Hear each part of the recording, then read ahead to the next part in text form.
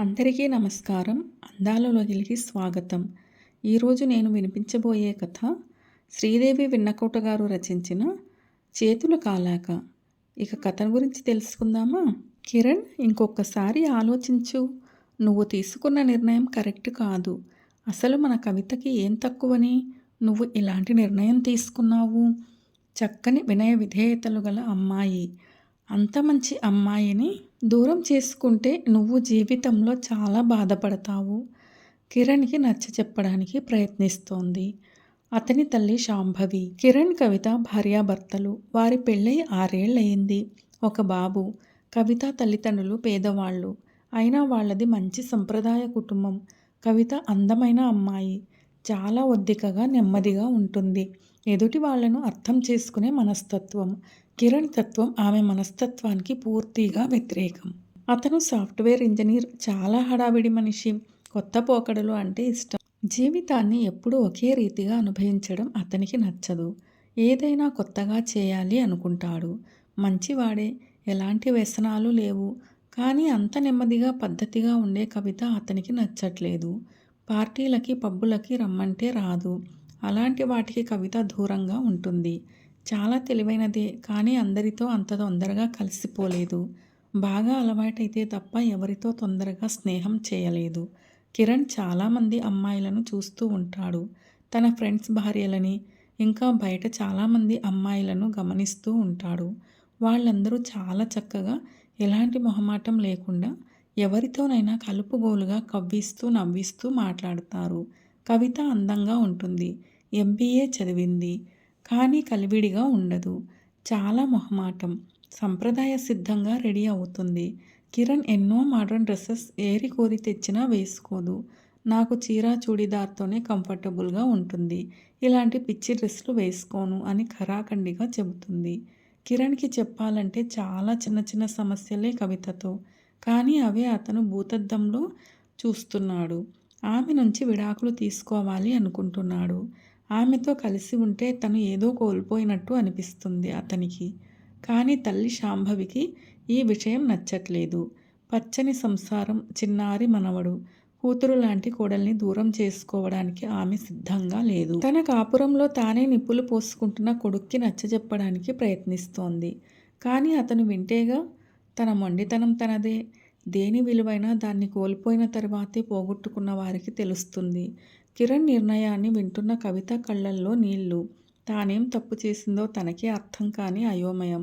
బాబుని గుండెలకి అదుముకుంటూ తను ప్రాణంగా ప్రేమించే భర్తకి దూరం అవడం అనే ఊహే భరించలేకపోతోంది. కానీ మాట్లాడటానికి ఏముంది? తన ప్రమేయం ఏమీ లేకుండానే అతను నిర్ణయం తీసుకున్నాడు. నువ్వు నాకొద్దు అని తాను అమితంగా ప్రేమించే వ్యక్తే చెప్తూ ఉంటే, నేను మీకు అవసరం లేకపోయినా మీరు నాకు అవసరం. మీ కాళ్ళు పట్టుకుంటా, నన్ను మీతోనే ఉండనివ్వండి అని తను అతన్ని బతిమాలి ఒప్పించాలా? అలా అడగడానికి ఆమె అహం, మనస్సు కూడా ఒప్పుకోలేదు. అందుకే జరిగేది జరుగుతుంది అన్నట్టుగా నిర్లిప్తంగా చూస్తూ ఉండిపోయింది. అతని తల్లి మాత్రం కిరణ్తో చాలా వాదించి విఫలం అయింది. సరే, ఆఖరిగా ఒక విషయం చెప్తాను. నువ్వు నీ భార్యకి మాత్రమే విడాకులు ఇస్తున్నావు. నేను నా కోడలికి ఇవ్వట్లేదు. కాబట్టి తను నుంచి విడిపోవడం అనేది జరిగితే నువ్వే ఇంట్లో నుంచి బయటికి వెళ్ళిపోవాల్సి ఉంటుంది. ఇప్పుడు నువ్వు చేసే పనితో నేను నా కొడుకుని పూర్తిగా కోల్పోతాను. నాకు నా కూతురు మాత్రమే మిగులుతుంది, నా కోడలు కవిత రూపంలో అంటూ తను చెప్పాలనుకున్నది నిష్కర్షగా చెప్పేసి లోపలికి వెళ్ళిపోయింది శాంభవి. అమ్మ ప్రేమ గురించి కిరణ్కి తెలుసు. తనని 2 రోజులు కూడా చూడకుండా ఉండలేదు. విడాకులు తీసుకున్న తను మళ్ళీ అమ్మ అంటూ కన్నీళ్లతో వస్తే క్షమించేస్తుంది అనుకుంటూ బయటికి వెళ్ళిపోయాడు. రోజులు గడుస్తున్నాయి. కిరణ్ వైఖరిలో ఎలాంటి మార్పు లేదు. కవితతో అంటీ ముట్టనట్లుగానే ఉంటున్నాడు. ఒకరోజు కవితని డైరెక్ట్గానే అడిగేశాడు. నీ తీరు నాకు నచ్చడం లేదు. నాకు నీతో జీవితం సంతోషంగా లేదు. విడాకులు ఇచ్చేయి కవిత అంటూ. కవితకి ఏం మాట్లాడాలో, ఎలాంటి నిర్ణయం తీసుకోవాలో అర్థం కాలేదు. బతిమాలో, బెదిరించో విడాకులు ఇవ్వకుండా ఉండొచ్చు. కానీ నువ్వంటే ఇష్టం లేదన్న మనిషితో ఆత్మగౌరవాన్ని చంపుకుని కలిసి బతకడం ఎలా అనుకుంది. సరే, విడాకులకు నేను ఒప్పుకుంటున్నాను అని చెప్పడంతో కిరణ్ సంతోషంగా ఇద్దరి అంగీకారం విడాకులకు అప్లై చేశాడు. కవిత శాంభవితో, అత్తయ్య, నేను ఆయనకు విడాకులు ఇస్తే ఇక్కడ ఉండలేను. నాకు ఇక మీ కోడలిగా ఎలాంటి హక్కు ఉండదు. నేను నా బిడ్డను తీసుకుని ఎక్కడికైనా దూరంగా వెళ్ళిపోవాలి అనుకుంటున్నాను అని చెప్పింది. ఇందుకు శాంభవి ససేమిరా ఒప్పుకోలేదు. నాకు నా కొడుకు అవసరం లేదు, కానీ నీకు ఒక తల్లిగా నా అవసరం ఉంది. నాకు నువ్వు నా మనవడే కావాలి. నిన్ను కాదనుకున్నవాడు ఎలా పోతాడో పోనీ. నీకు దూరమైన నా కొడుకుతో నాకిక ఎలాంటి సంబంధం లేదు అని చాలా స్థిరంగా చెప్పేసింది శాంభవి. అలా రోజులు గడుస్తున్నాయి. శాంభవి, కవిత మొహాల్లో నవ్వు దూరం అయిపోయింది. వీసమెత్తైన ఉత్సాహం కనిపించట్లేదు. కవిత అయితే ఏదో బావు కోసం భారంగా బతుకుతున్నట్టే బతుకుతోంది. 6 నెలల తర్వాత విడాకులు వచ్చేశాయి. కిరణ్ వేరే చోటకి ట్రాన్స్ఫర్ పెట్టుకున్నాడు. తల్లి, మాజీ భార్యల బాధాకరమైన మొహాల్ని అతను చూడలేకపోతున్నాడు. అందుకే కొన్ని రోజులు ఇంటికి, ఆ వాతావరణానికి దూరంగా వెళ్ళి సంతోషంగా ఉండాలి అనుకున్నాడు. ప్రతీ నెల ఇంటికి డబ్బు పంపిస్తున్నాడు. కానీ తన నుంచి విడిపోయిన భర్త పంపించిన డబ్బులు తీసుకోవడం కవితకి నచ్చట్లేదు. ఒకరోజు, అత్తయ్య, నేను ఉద్యోగం చేస్తాను, ఇక మీ అబ్బాయిని డబ్బులు పంపించొద్దు అని చెప్పండి అని చెప్పడంతో, కాస్త ఆలోచించు కవిత, వాడి నుంచి విడిపోయినా ఆ డబ్బు తీసుకునే హక్కు నీకుంది. అది కాకపోయినా నా కొడుకుగా నన్ను చూసుకోవాల్సిన బాధ్యత వాడిదే కదా అని శాంభవి అనడంతో, చూడండి అత్తయ్య, ఇప్పుడు నేను మిమ్మల్ని అమ్మ అనుకుంటున్నాను. ఒక కూతురిగా మిమ్మల్ని జాగ్రత్తగా చూసుకుంటూ పోషించాల్సిన బాధ్యత నాది. ఇందులో మీ అబ్బాయికి ప్రమేయం లేదు. నన్ను నా కొడుకే పోషించాలి అని మీరు అనుకుంటే గనుక మీరు మీ అబ్బాయి దగ్గరికి వెళ్ళి ఉండండి. లేదా నన్ను ఎక్కడికైనా వెళ్ళిపోమంటే వెళ్ళిపోతాను. మీరు ఏం చెప్పినా వినడానికి నేను సిద్ధంగా ఉన్నాను. మీ నిర్ణయం పట్ల నాకు ఎలాంటి అభ్యంతరం లేదు. మీ నిర్ణయాన్ని గౌరవిస్తాను. అతనికి నేను భార్యగా పనికి రాకుండా పోయాను. అతను నెల నెల ఇచ్చే డబ్బు తీసుకుని ఇంకా దిగజారిపోవాలి అనుకోవట్లేదు.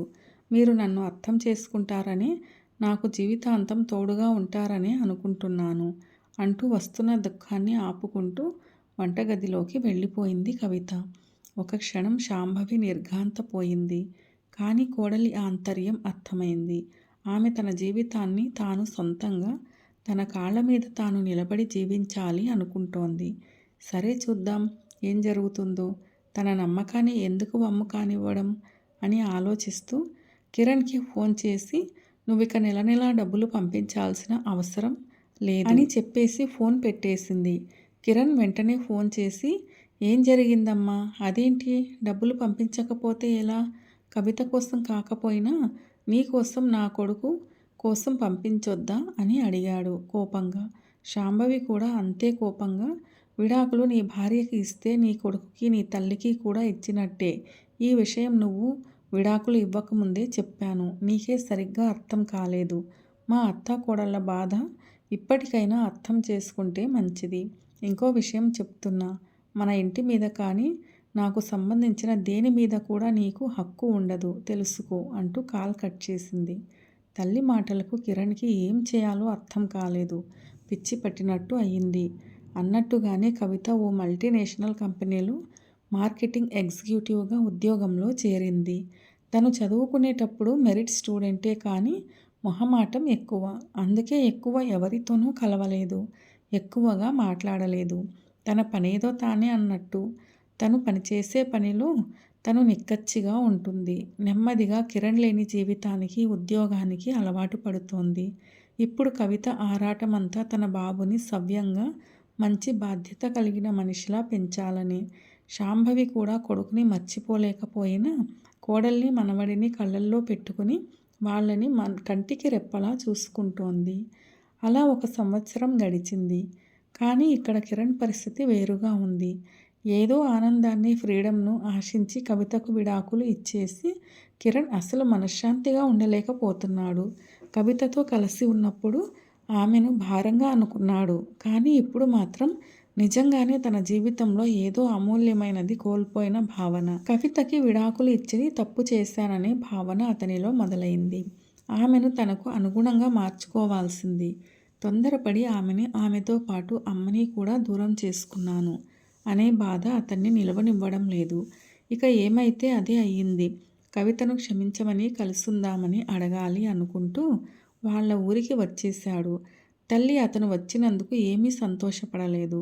బాబు మాత్రం డాడీ వచ్చారు, డాడీ వచ్చారు అంటూ సంబరంగా గంతులు వేశాడు. కవిత ఇంట్లో లేదు. నేను తప్పు చేశానమ్మా, నన్ను క్షమించండి. నేను కవితతోనే కలిసి ఉంటా. నువ్వు తనకి నచ్చచెప్పమ్మా. కవిత నీ మాట తప్పకుండా వింటుంది. నా పొరపాటు నాకు తెలిసి వచ్చింది. బంగారం లాంటి భార్యను కాదనుకుని వెళ్ళాను. నన్ను క్షమించమ్మా అని కిరణ్ కళ్ళనీళ్లు పెట్టుకున్నాడు. తల్లి మనసు కరిగింది కానీ ఇందులో నేను చెప్పగలిగిందేముంది? కవిత వచ్చిన తర్వాత నువ్వే మాట్లాడుకో అంటూ లోపలికి వెళ్ళిపోయింది శాంభవి. కవిత ఆఫీసు నుంచి వచ్చిన తర్వాత మరీ ఎక్కువ సాగదీయకుండా ఆమెకు క్షమాపణలు చెప్పి, నేను తప్పు చేశాను, నన్ను క్షమించి నీతో కలిసి ఉండే అవకాశం ఇవ్వు అంటూ బతిమాలాడు కిరణ్. ఆమె చిన్నగా నవ్వింది. ఎప్పటిలాగే నిశ్చలంగా, మౌనంగా. నేను ఒక మనసున్న మనిషిని. మీరు విడిపోవాలి అనుకున్నప్పుడు విడిపోవడానికి, మీరు కలిసిపోవాలి అనుకున్నప్పుడు కలిసిపోవడానికి నేనేమి బ్యాటరీలతో నడిచే బొమ్మని కాదు, మనిషిని. నాకు మీలాగే అన్ని భావాలు ఉంటాయి. భార్యగా నేను పనికిరాను అన్నప్పుడే నేను చచ్చిపోయాను మీ దృష్టిలో. మళ్ళీ ఎందుకు ఈ ప్రాణం లేని శవాన్ని కావాలనుకుంటున్నారు? మనస్ఫూర్తిగా ప్రేమించటం ఒక్కసారే జరుగుతుంది. ఒకసారి అవతలి వ్యక్తి మీద మనసు విరిగిపోయింది అంటే అతుక్కోవడం దుర్లభం. మళ్ళీ మళ్ళీ మోసపోవడానికి, మనసుని చంపుకోవడానికి నేను సిద్ధంగా లేను. నన్ను క్షమించండి. మీరు కావాలనుకుంటే ఎప్పుడైనా ఒకసారి వచ్చి మీ అమ్మగారిని, మీ కొడుకుని చూసుకోవచ్చు. అందుకు నాకు ఎలాంటి అభ్యంతరం లేదు. కానీ మళ్ళీ భార్యగా మాత్రం నేను ఎప్పటికీ మీతో కలిసి ఉండలేను. ఆ బంధం మీరు విడాకులు అంటూ కోర్టు మెట్లు ఎక్కినప్పుడే విచ్ఛిన్నం అయిపోయింది. ఈ విడిపోయిన బంధాన్ని నేను మళ్ళీ కలుపుకోలేను. క్షమించండి అంటూ ఇంకా చెప్పాల్సిందేమీ లేదు. ఇక మీరు దయచేయవచ్చు అన్నట్టుగా లోపలికి వెళ్ళిపోయింది కవిత. శాంభవి కొడుకు వంక నిరసనగా చూస్తూ, నా కోడలు నిజమే మాట్లాడింది. నేను చెబుతూనే ఉన్నాను నువ్వు చేసేది కరెక్ట్ కాదు అని. కానీ నువ్వు వినలేదు. చేతులు కాలిన తర్వాత ఆకులు పట్టుకున్నా పెద్దగా ఉపయోగం ఉండదు. కాలకముందే జాగ్రత్త పడాలి. నీలాంటి కొడుకుని కన్నందుకు మాత్రం నేను జీవితాంతం పశ్చాత్తాపపడతాను. నా మనవడిని అయినా సరిగా పెంచుతాను, నీలా తయారు కాకుండా అంటూ ఇక నువ్వు బయలుదేరవచ్చు. మళ్ళీ ఎవరైనా చూస్తే బాగుండదు. విడాకులు తీసుకున్న తర్వాత నువ్వు ఇలా ఇంటికి రావడం నా కోడలికి మంచిది కాదు. నా కోడలు గురించి ఎవరైనా తప్పుగా అనుకుంటే నేను భరించలేను అంటూ శాంభవి కూడా లోపలికి వెళ్ళిపోయింది. నన్ను క్షమించండి అత్తయ్య అంది లోపలికి వచ్చిన శాంభవితో కవిత కన్నీళ్లతో. కోడల్ని ఓదార్పుగా, నేను నీకు తోడుగా ఉన్నానంటూ దగ్గరికి తీసుకుంది శాంభవి. కిరణ్ నిరాశగా వెనుదిరిగాడు. తను చేసిన తప్పుకు పశ్చాత్తాపపడుతూ. కొంతకాలం తర్వాత అయినా కవితలో మార్పు వచ్చి తనని క్షమించి దగ్గర చేరాలని ఆశగా కోరుకుంటూ కాలం వాళ్ళ జీవితాలని ఏ తీరం చేరుస్తుందో. శ్రీదేవి విన్నకోట గారు రచించిన చేతులు కాలాక కథ ఎలా అనిపించింది మీకు? నచ్చిందా? నచ్చినట్లయితే వీడియోను లైక్ చేయండి, ప్రియమైన వారందరికీ షేర్ చేయండి. అలాగే ఛానల్ను సబ్స్క్రైబ్ చేసుకోవడం అస్సలు మర్చిపోవద్దు. వీడియోను చివరిదాకా చూసి కథను పూర్తిగా విన్నందుకు ధన్యవాదాలు. ఇలాంటి మరిన్ని మంచి కథల కోసం స్టే ట్యూన్. అందాల లోగిలి. See you all in another video. Till then keep smiling and be happy. Special thanks to Sridevi Vinnakota garu for wonderful and amazing story.